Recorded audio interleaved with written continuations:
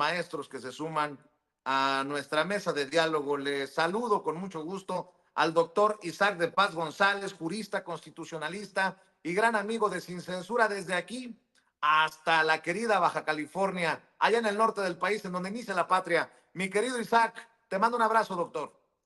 Muchas gracias, querido Vicente y querido público. Aquí estamos. Buen día. Gracias. Y también ya llegó el maestro Francisco Paco Cruz, periodista de larga trayectoria, más de 47 años en el periodismo, autor de una larga lista de libros. Le recomiendo sus dos más recientes, Las Damas del Poder y García Luna, El Señor de la Muerte. También orgullosamente miembro de esta familia Sin Censura. Querido Paco, ¿cómo estás? Te saludo con mucho gusto. Vicente, ¿cómo estás? Buenas tardes, doctor Isaac, te paso un abrazote para los dos. Mira, nada más una observación a lo que decía uno de los ministros, hay varias a lo que decían los tres, pero uno de ellos decía que se vayan dando las vacantes de acuerdo como se vaya retirando cada ministro, es decir, no quieren cambios, pero se les olvida que en 1995 Cedillo de un plumazo a 26, ¿sí? Los obligaron, porque esa es la palabra, los obligaron a firmar su retiro voluntario. Solo mantuvo Cedillo a dos que eran sus cuatotes, sus amigotes, y ese sí fue un golpe serio. Y operó la corte no un mes, sino 2 meses sin ninguno de los 26 ministros de la Suprema Corte de Justicia de la Nación. Vicente, buenas tardes, doctor, buenas tardes. Bueno, pues déjenme entrarle ahí. ¿Chantaje o de qué se tratan estos dichos de los ministros que buscan a como dé lugar convencernos de que no vale la pena esa reforma judicial tan autoritaria? Mi querido Isaac, ¿cómo ves? Bueno, Vicente, público, sobre el primer aspecto que menciona Pérez Dayán, yo creo que la reforma no va en ese sentido de impedir que una ley que obviamente sea notoriamente contraria a los intereses sociales, a los intereses ambientales, a los intereses de grupos desprotegidos, la reforma no quiere que esa ley prevalezca. Precisamente esa es la intención de mejorar la justicia social amplificada desde la Corte. Y es verdad lo que dice el ministro en cuanto a que hay buenas sentencias de amparo. Nunca nadie ha negado eso, que hay buenas sentencias de amparo, pero son las menos. Y lo vienen haciendo desde hace muy poquito, desde hace, yo te diría exactamente como desde hace 6 años. Coincidencia o no con la 4T, pues no sé, ¿verdad? Pero no lo habían hecho nunca. Y había posibilidades de hacerlo, como dicen en mi pueblo, desde endenantes, pero no lo habían hecho. Entonces, curiosamente, llega un nuevo gobierno y precisamente en ese caso del amparo número 9 del 2018 de las trabajadoras del hogar, la Cámara de Diputados, como nunca en la historia, les, les dijo que sí a la Suprema Corte. Ya era una Cámara obviamente cuatrotera, por así decirlo. Aceptó la sugerencia de la Corte, se hizo un programa para incorporar a las mujeres, principalmente mujeres, aunque también hay hombres, jardineros, choferes, etcétera, a la seguridad social. Y es una única sentencia, no ha habido otra, ¿eh? No ha habido otra. Yo estudio los derechos sociales desde hace un ratito y no ha habido otra. Entonces, no estamos en contra de esas sentencias. Lo que estamos en contra, y creo que ahí es donde el ministro nos quiere confundir, es contra las suspensiones con efectos generales, que son distintos de las sentencias. Las suspensiones es lo que han hecho estas empresas extranjeras que van, piden un amparo, se suspende la ley a su favor y ok, ya se te suspendió a ti. Pero luego el juez ahora magistrado, Gómez Fierro, suspendió la ley con efectos generales para todos. Eso es un absurdo total. Yo siempre lo he dicho. Es como si un imputado pide un amparo, le dan la suspensión en materia penal, obviamente, y ese imputado dice, pero estoy en contra del Código Nacional de Procedimientos Penales, que se suspenda en todo el país porque ha de haber otros imputados en mi misma situación y va a ser injusto. Y entonces el juez de distrito suspende el Código de Procedimientos Penales en todo el país y no va a poder entonces trabajar el código y tampoco van a poder trabajar las fiscalías ni los demás juzgados, ¿verdad? Porque está suspendida una ley. Entonces, en eso se confunden y nos quieren confundir. Por lo demás, yo creo que la reforma no plantea que se suprima la profesionalización. Está en la Escuela de Formación Judicial, incluso yo he participado en la escuela. Te quiero decir, Vicente, Paco, y al público que hay muy pocos magistrados, magistradas, jueces que sí les gusta estudiar, sí los hay. Yo conozco varios que les gusta mucho estudiar, que hacen un posgrado, una maestría, un doctorado, pero la mayoría no, porque ya están, ya son jueces, juezas, ya son titulares, ya no quieren seguirse formando o profesionalizándose. ¿Por qué? Pues porque ya tienen su chamba ya bien amarrada. Entonces, ¿qué va a querer ir a estudiar una maestría alguien que tiene 20 años, 25 años de trayectoria, le faltan 5 para jubilarse a lo mejor? Ya no quiere estudiar una maestría o un doctorado. Entonces, la reforma no está suprimiendo la profesionalización, pero la pregunta es, ¿qué tanta profesionalización en este momento hay? O sea, de los 1,600, ¿cuántos han tomado no solo cursos, sino verdaderos estudios de posgrado? Porque un curso, pues un curso, hasta los profesores que ya tenemos doctorado, tomamos al semestre 2 o 3 cursos, pero un curso no implica una formación de fondo que mejore nuestro trabajo de fondo. Entonces, ahí sería la cuestión y el planteamiento central. Y ya nada más por último, coincido parcialmente con el ministro Pardo Rebolledo, ¿no? Que sí, de tajo, habría que pensar cómo se van a hacer esta sustitución, sí que sea gradual, y en algunos casos yo sugeriría también tener cuidado con ciertos juzgados que tienen asuntos muy relevantes, ¿no? No dejarlos ahí tirados los asuntos para que llegue otro y luego pueda emitir una sentencia que favorezca no los intereses populares o colectivos, sino intereses individuales, ¿no? Que pudiera prestarse a la corrupción. Ahí sí hay que tener cuidado, pero pues tanto así como que se va a quedar tirada la chamba, pues oigan, un amparo ahorita está tardando de 6 a 8 meses hasta un año en resolverse. La Corte lleva ahí como no sé cuántos años con los amparos de Salinas Pliego. O sea que mucha prisa, mucha eficiencia, mucha expeditez, mucha prontitud, no se ha visto, ¿verdad? Entonces, tampoco es como que ahí se va a caer el mundo si los mandamos a su casa todos. Y coincido en este último punto con Paco. El maestro Paco refiere que en aquel momento, y yo lo he subrayado mucho también, en 20 días, Vicente, se hizo la iniciativa, la discusión, la sanción, la publicación. En 20 días, o sea, en menos de un mes teníamos nueva corte. Y lo peor del caso, y ahora sí, ya con esto cierro esta parte de mis comentarios, lo peor del caso es que la reforma del 94 es una gran reforma, según muchos constitucionalistas, le prenden incienso a esa reforma. Bueno, no sé si hay 100 o 200 libros sobre la reforma judicial del 94. O sea, en aquel momento, ni después ni ahora, se cuestionaba o se cuestionó el por qué los mandaron a su casa a todos. Y ahora que alguien los quiere mandar a su casa a todos, o sea, el pueblo, el número uno, el pueblo, pues ya se ponen muchas trabas, se desgarra mucho las vestiduras, cuando aquella reforma del 94 de un plumazo borró la Suprema Corte. Entonces, pues, ¿qué vamos a hacer, no? O sea, ¿por qué aquella sí y por qué esta no? O sea, nada más, ¿por qué? Y bueno, yo tengo la respuesta, pero la quisiera dar en la siguiente intervención. Muchas gracias, Vicente. Claro que sí, Isaac. Escucho también tus comentarios, Paco, porque es un tema fascinante. Ya que le entraron los ministros, en algunas cosas solitos van a quedar exhibidos por el peso de sus palabras. Mira, Vicente, dice uno de los ministros, si se aprueba la ley, si se aprueba la reforma como está, se va a proteger a quienes tengan recursos. ¿Qué pasa en este momento? Esa es una de las quejas, ese es uno de los problemas. Verdaderamente, la ley en este momento, no la ley, los jueces, magistrados, ministros, ¿sirven a quién? A quienes tienen dinero. El caso más reciente es el de Ricardo Benjamín Salinas Pliego. Ahora, mira, no, solo hay que ir a un juzgado cualquiera, civil, familiar, penal, o local o federal, va. Es decir, solo hay que ir, tienes que llegar con la cartera repleta de dinero. A mí no me lo cuentan. Yo lo he vivido en carne propia, lo he vivido.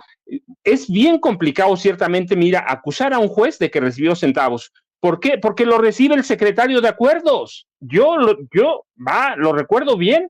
La secretario A, la secretaria B del caso, de quienes llevaron mi caso, recibían dinero de quien me había demandado.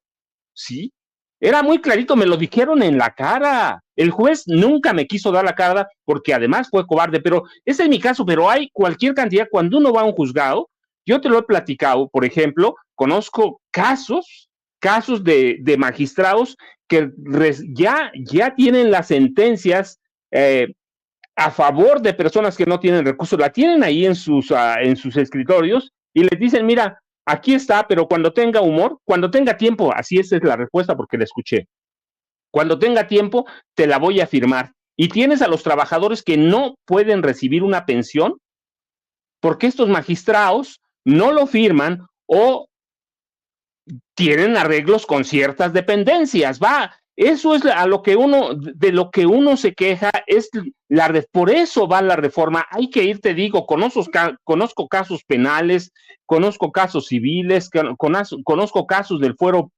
fuero común, es decir, es una locura. Y otro dice que se necesita vocación de vida, pues si lo que nos quejamos es que hay corrupción interna, hay nepotismo, hay compadrazgo, hay favoritismo, nos quejamos porque además todo se puede demostrar, todo es demostrable, que el Consejo de la Judicatura Federal no funciona, no opera, ya hemos dado las estadísticas, hay acusaciones adentro de violencia de género, de violación, de ataques a mujeres, de todo, y no hay castigos. ¿Por qué? Porque la misma persona que es la presidenta del Poder Judicial Federal, por ejemplo, pero se replica en los estados también se replica en los estados, es la misma que controla al organismo que es responsable de acusar de vigilar el comportamiento de los jueces. Es decir, ¿cuántos casos se ha mencionado, incluso los hemos mencionado aquí, de jueces que perdonan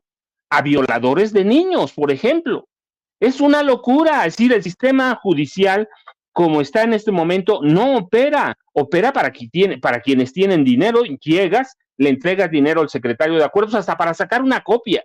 Sacar una copia en un juzgado es una locura, todo cuesta, tienes que darle dinero al que te va a entregar los expedientes, al secretario de acuerdos, que él, ¿a quién lo hace llegar? Pues le hace llegar el dinero al juez, tampoco somos tontos. El problema es que piensan eso, que no conocemos cómo operan por dentro y los conocemos bastante bien.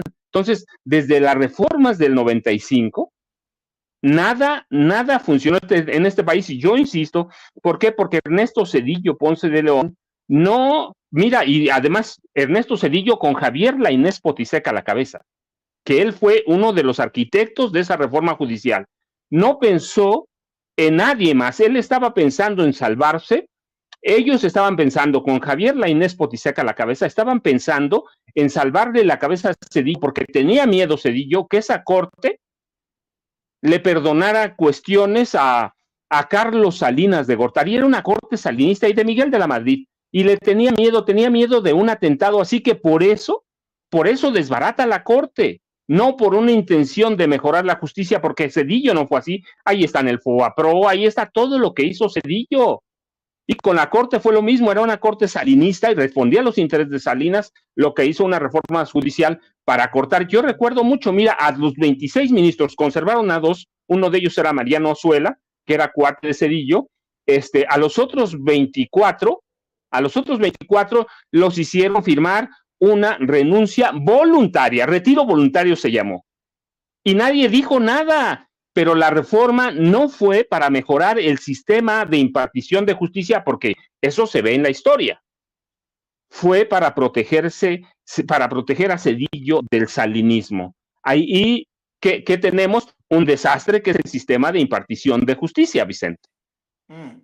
Qué interesante cómo lo planteas, querido Paco. Por cierto, en estos temas, hoy el presidente celebró esto que replica en redes sociales Jesús Ramírez Cuevas, director de Comunicación Social de Presidencia de la República, en redes sociales. Tribunal Federal revoca el amparo concedido por el juez Rodrigo de la Pesa y canceló la orden al Tribunal Electoral del Poder Judicial de la Federación de designar a 2 magistrados para su sala superior. De la PESA negó el amparo que buscaba la intervención de la Suprema en la calificación presidencial. ¡Qué peligroso! Yo entiendo que andemos ocupados en, con mucho respeto, en pleitos, ¿no? Que son sabrosos, sabrosos, siempre es sabroso el pleito. Pero si no prestamos atención a esto que muchas veces se da tras bambalinas, nos pueden dar una sorpresita. Qué bueno que se da esta decisión y qué bueno que se le pone por lo pronto un hasta aquí a estas intentonas. ¿Qué piensas, Isaac? Fíjate, Vicente, que tanto este juez como otros eh, son los que le dan entrada a los intereses corporativos, porque intentan a través del amparo, o sea, de un mecanismo judicial, intentan torpedear toda la democracia mexicana. O sea, imagínate que tú o yo, no sé, en el 2012, hubiésemos promovido algún recurso legal para impugnar toda la elección de todo el país. Es absurdo porque eh, no está diseñada así la Constitución, no está diseñada así la ley, simplemente es un asunto estrictamente de los partidos, de los actores que pueden acudir a esas instancias ya predispuestas en la Constitución. Y lo digo de esa manera para que entendamos cómo un operador del Poder Judicial, un juez, quiere, porque yo pienso que no es ignorancia, o sea, yo pienso que no desconoce la Constitución, pero quiere prestarse, o porque son sus intereses también personales, o porque él comulga con esa ideología, en este caso de descalificar la elección presidencial de 2024, casi él usando, con un conflicto notoriamente de interés, él usando su titular, su puesto de juez, le da entrada a una acción notablemente improcedente. O sea, ¿cómo va a ser que yo voy aquí a un juzgado, por ejemplo, en Tijuana o en Toluca o en Mérida, y quiero impugnar todo el resultado de la elección de todo el país?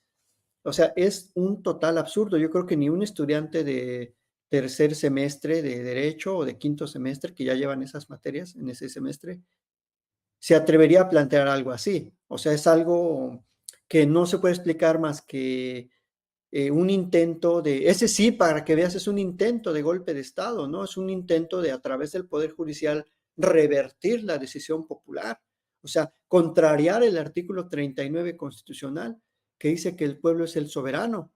O sea, y quieren imponer su soberanía judicial, o no sé cómo llamarle, hacia otros intereses, que son los intereses corporativos, los intereses de Claudio X, los intereses del PRIAN, los intereses de todas las empresas que estuvieron detrás de la campaña negra en contra del propio presidente, de la candidata de Morena y del movimiento en general. Entonces, qué bueno que este tribunal colegiado, que es un tribunal superior, pues revoca esta decisión, y simplemente el Poder Judicial no se debe meter en cuestiones electorales. Está clarísimo en la Constitución, Vicente, está más que claro. Hay incluso tribunales especializados en materia electoral. Hay tribunales en los estados, hay 5 salas regionales, hay una sala especializada, hay una sala superior. O sea, ¿en qué momento un juez dice, a pesar de que hay todos ellos, yo voy a juzgar ese caso? Es como si un juez penal llevara a cabo un divorcio. Es absurdo, nunca va a suceder eso, nunca. Entonces, aquí nos damos cuenta que no es ignorancia ni es desconocimiento de la norma. Es un claro intento por parte de estos operadores en el Poder Judicial de torpedear la democracia en México. Y por eso están en el banquillo ahora, ¿no? Por perfiles como él, por perfiles como Gómez Fierro, se están llevando quizás entre las patas a buenas resoluciones, y no estamos volteando a ver las cosas positivas que se han hecho desde la Corte, que son muy pocas, vuelvo a insistir, ¿no? Entonces, creo que esta excesiva intervención o intentonas de intervención político-electoral son solamente la cereza del pastel, ¿no? De lo que nos faltaba. Ahora solo faltaba que algunos jueces en el Poder Judicial quisieran revertir los resultados del 2024, como si fueran revertibles, ¿no? Los 35 millones de votos. O sea, fíjate cómo están desubicados en el Poder Judicial Federal algunos perfiles como este. Yo creo que sí merecería un juicio político. Digo, el presidente ya adelantó que no, que ya se resolvió y que qué bueno, pero la verdad es que de qué otra manera podemos dar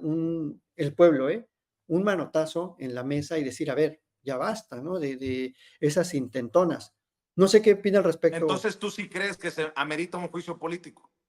Por supuesto que sí, Vicente, por supuesto que sí. O sea, yo no soy partidario tampoco ni de la venganza, ni de andar ahí, pero es que esto es un total absurdo jurídico, Vicente, es un total absurdo jurídico. O sea, nunca ha procedido el amparo en materia electoral, nunca. Estas cuestiones son estrictamente electorales. Está más que claro, es decir, es una aberración lo que hizo ese juez, una total aberración. Por más que le busquen, ay, que la democracia, que los resultados, señor, son 35 millones de votos. No es como en el 2006. Ahora, curiosamente, y con esto quiero subrayar, en el 2006 se hicieron todos los intentos habidos y por haber a través de las vías oportunas, a través del el Poder Judicial y sus salas especializadas, para invalidar los resultados por la diferencia tan mínima, por la clara intervención de Vicente Fox, porque eran más los votos nulos que la diferencia de votos. Es decir, en el 2006 se hizo todo y ¿qué pasó? Nada. Se hizo incluso una acción ante la Comisión Interamericana de Derechos Humanos para mantener las boletas electorales, porque, por cierto, también las destruyeron las boletas electorales en el 2006. Entonces, ¿por qué se juzga siempre o por qué en aquel momento el Poder Judicial fue de oídos sordos y de ojos ciegos ante la petición de justicia electoral que pedíamos? Y ahora hasta se quieren meter hasta la cocina, cuando el resultado es totalmente distinto, ¿no? Cuando son 35 millones de votos. Entonces, por esa razón, yo creo que, por supuesto, que amerita un juicio político, porque es una clara y una abierta violación a las reglas constitucionales y porque no debe, un juez no debe interferir con la democracia y con la decisión popular, Vicente. Bueno, sobre este tema, si me permiten hacer un paréntesis antes de escuchar también tus opiniones, querido Paco, le hemos pedido la videocolumna al querido doctor Ángel Valderas Puga. Desde Querétaro también opina sobre este tema. Vamos a ver y escuchar, compañeros.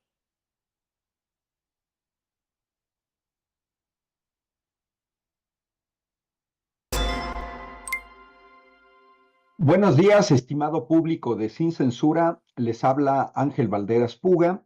En esta ocasión no puedo estar en este viernes 5 de julio en vivo con nuestro estimado Toño Ruiz, dado que ando de viaje, que pues no siempre hay buena señal. Entonces decidimos con la producción de Sin Censura hacer esta videocolumna, que tiene como tema el Poder Judicial o la reforma al Poder Judicial. Entonces, quisiera comenzar exhibiendo una parte nada más sobre las encuestas que hicieron la Comisión Nacional de Encuestas de Morena y las encuestadoras de las Heras Demotecnia y Encol para referirse sobre lo que la gente piensa si es necesaria o no una reforma al Poder Judicial. Y el resultado de las encuestas es contundente. Hay que tomar en cuenta que estas encuestas se dieron a conocer el pasado 17 de junio por parte de la futura presidenta de México, la doctora Claudia Sheinbaum Pardo.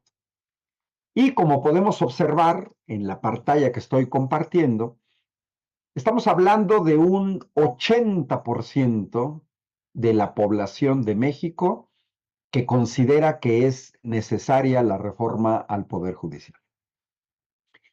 Y apenas alrededor de un 13% que considera que no se necesita ninguna reforma.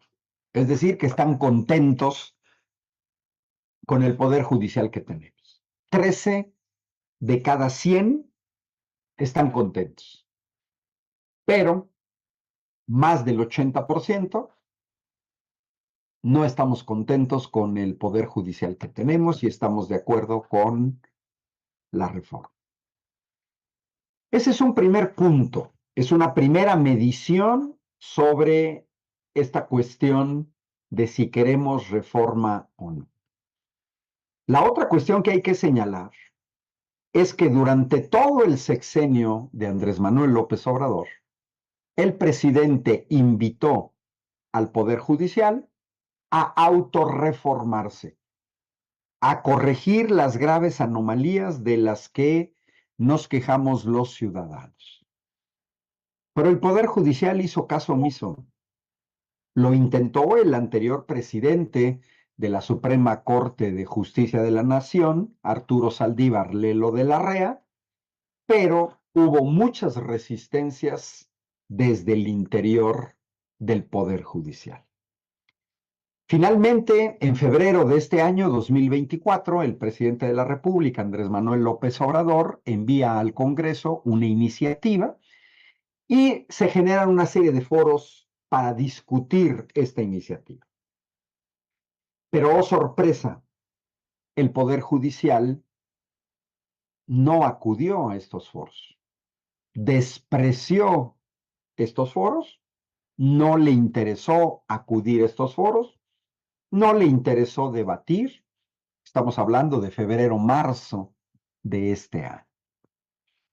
Sin embargo, el tsunami Guinda, que sumergió a la marea rosa el 2 de junio, que le da a Morena la mayoría calificada en el Congreso, a 3 senadores de obtener la mayoría calificada en el Senado, que le da 27 en 27 estados la mayoría en los congresos estatales, pues hace que haya una muy alta probabilidad de que Morena y aliados pasen no solo la reforma constitucional al Poder Judicial, sino toda una serie de reformas constitucionales.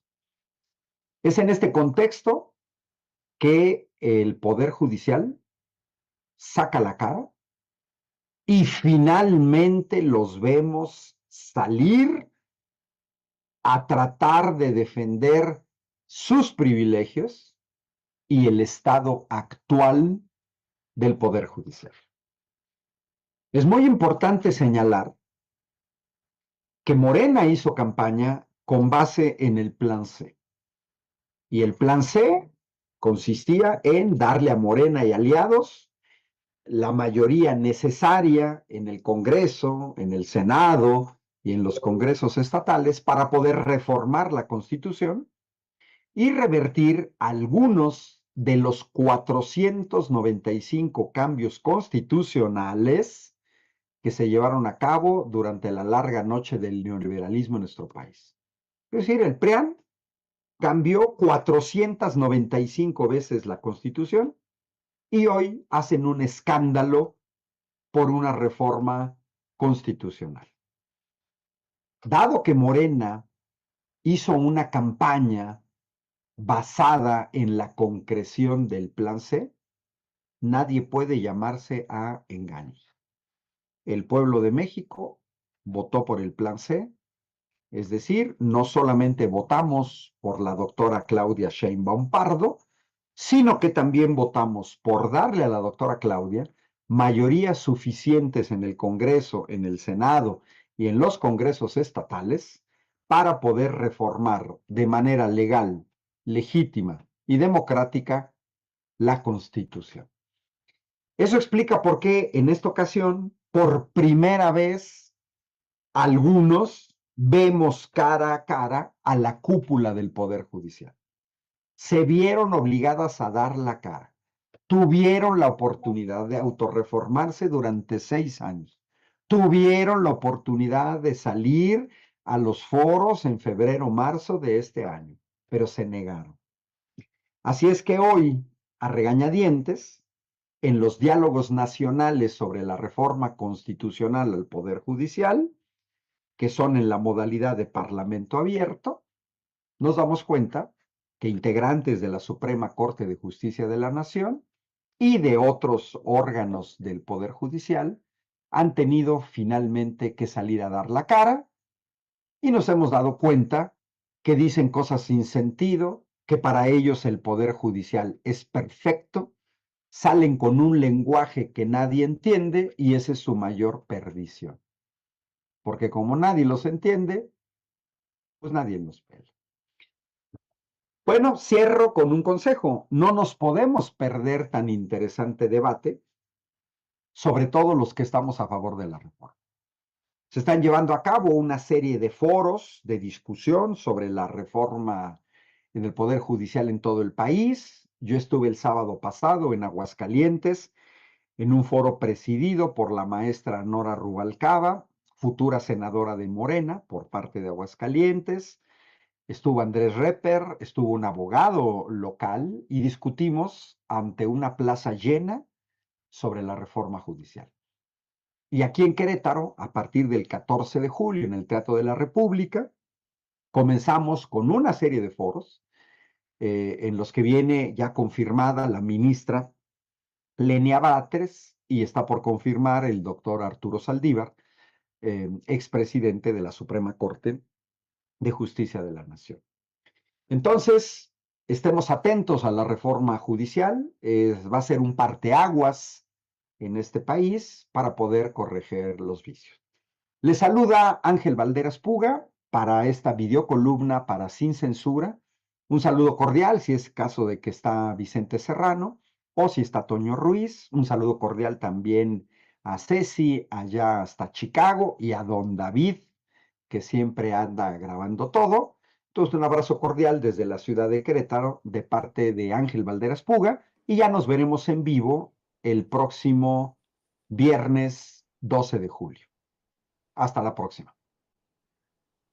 Bueno, la opinión del doctor Ángel Valderas Puga sobre este proceso del que todos deberíamos de estar atentos, como también deberíamos de estar atentos. Escucho tus comentarios, Paco, pero también sé que estás atento de lo que está ocurriendo en el PRI, porque este domingo va a definir su futuro. O van rumbo al basurero de la historia o buscan su renovación, y todo parece indicar que la clave será si se va o se queda Alito Moreno.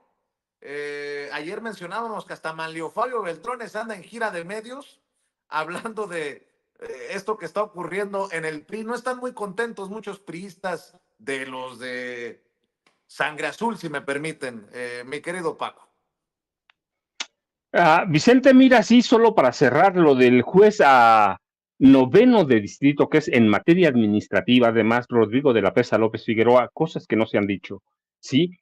Cuando él otorga esta suspensión provisional, es un amparo provisional, porque la gente dice, suspensión provisional, ¿quién sabe qué es eso? Es un amparo provisional, va. Lo que no han dicho es que él mismo lo ha dicho, está como en una campaña de medios tradicionales, señalando que él sabía que iba a ser una medida controversial, señalando que iba a ser controversial por la competencia del juzgado, pero que él lo hizo pues porque es muy decente. Lo que se le olvida decir a Rodrigo de la Pesa López Figueroa es que es de los protegidos de Norma Lucía Piña Hernández, para empezar, ¿sí? Él ya sabía que iban a atentar contra la Constitución, pero además sabía en qué momento iba a emitir una sentencia como esta de un amparo provisional, sabía que es un momento político, así que lo que emite es una medida política que solo compete a la rama electoral de la Suprema Corte de Justicia de la Nación, que es el Tribunal Electoral del Poder Judicial de la Federación, así que emite una medida política con tintes políticos y con tintes o con miras de afectar la calificación, no de la elección presidencial, que es muy complicado echarla para atrás, pero sí tirar algunas diputaciones a federales, algunas senadurías a Morena, para impedir para impedir ese plan C del que hablaba el doctor Valderas, Ángel Valderas. Así que sí tenía una intencionalidad política, él sabía, pero lo que se les olvida decirnos es que él es uno de los jueces protegidos de Norma Lucía Piña Hernández. Y lo otro, Vicente, tienes tu razón, el PRI ya no está para mañana, es el domingo, dijo pasado mañana, pero ya no hay más futuro, es el domingo, se va a jugar, ¿qué? Se va a jugar todo, o la permanencia de Alito, que ayer lo decíamos, no es cualquier cosa, porque el PRI recibe cada año más de 700 millones de pesos en prerrogativas solo federales, aparte las prerrogativas de cada estado, que eso lo hacen un partido millonario y le dan el control de todos los recursos a Alito, y la Asamblea va a proponer su reelección hasta 2032, yo digo va a ser vitalicia, porque quién no nos dice que dentro de 4 años van a hacer una reforma, otra reforma, ¿para qué? Para alargar su presidencia infinitamente, ¿sí? Vitalicio, pero le van a dar que él va a poder remover a los coordinadores de la Cámara de Diputados, al coordinador de la Cámara de Senadores, va a poder vender activos, va a poder pedir préstamos, va a poder hacer lo que se le plazca, va a decir, sí, va a ser un pequeño dictador de partido y va a ser mucho más que eso con un pequeño grupo. Van a controlar una franquicia fantasma, pero que les va a dejar mucho dinero para unos cuantos, así que se van a jugar todo. Tiene razón, Manlio Fabio anda haciendo campaña, dice que no se va del PRI, pero está contra la reelección de Alito. El partido nació con una base antireeleccionista, pero la reforma al cambio de los estatutos, yo digo, va a ser aprobada, les guste o no. Alito es un mafioso que le convió el mandado a otros mafiosos como Manlio Fabio Beltrones. Así que la Asamblea número 24, que se va a la Asamblea Nacional que se va a realizar el próximo domingo, va a marcar el futuro de Alito y el futuro del PRI. Y yo digo, no se va a renovar nunca, Vicente. Lo mejor que le puede pasar a este país es que el PRI muera y desaparezca, porque es una sangría permanente de recursos. Querido Paco, ¿por qué no cerramos invitando a la audiencia de Sin Censura a tus redes sociales, maestro? Vicente, pues yo primero un buen fin de semana para ti, para el doctor también, Isaac de Paz, y yo ya sabes, @Paco Cruz Jiménez en X, antes Twitter, Francisco Cruz Jiménez en Facebook. Y no se les olvide buscar los 2 más recientes libros del maestro Paco Cruz, Las Damas del Poder y García Luna, el Señor de la Muerte. Querido maestro, te mando un abrazo, que pases excelente tarde, y también le voy a pedir al doctor Isaac de Paz González que cerremos invitando a esta audiencia que aprecia y reconoce la labor de informar en este espacio libre como el viento. Mi querido Isaac, cerremos invitando a la audiencia a tus redes sociales también. Claro que sí. Bueno, primero invito a la audiencia que asistan al funeral del PRI el próximo domingo, lo que queda de él. Y bueno, a ver qué de esa carroña, a ver qué pues qué es lo que se puede llevar a Alito, que parece que es mucho, parece que todavía queda bastante carroña ahí. Pero bueno, pues muchas gracias, Vicente, gracias, Paco, y sobre todo a la audiencia. Síganme en @Isaac de Paz en Twitter o X, y en mi canal de YouTube, que ya estoy un poco más activo, en Isaac de Paz González. Por favor, suscríbanse, y bueno, también sigan compartiendo este contenido de Sin Censura, que es muy importante. Creo que es el más crítico, el más álgido, el más oportuno siempre, y bueno, pues aquí estamos a la orden. Muchas gracias, Vicente, y Ceci, a todo el equipo. Gracias. Gracias, doctor. Gracias, Paco. Y quiero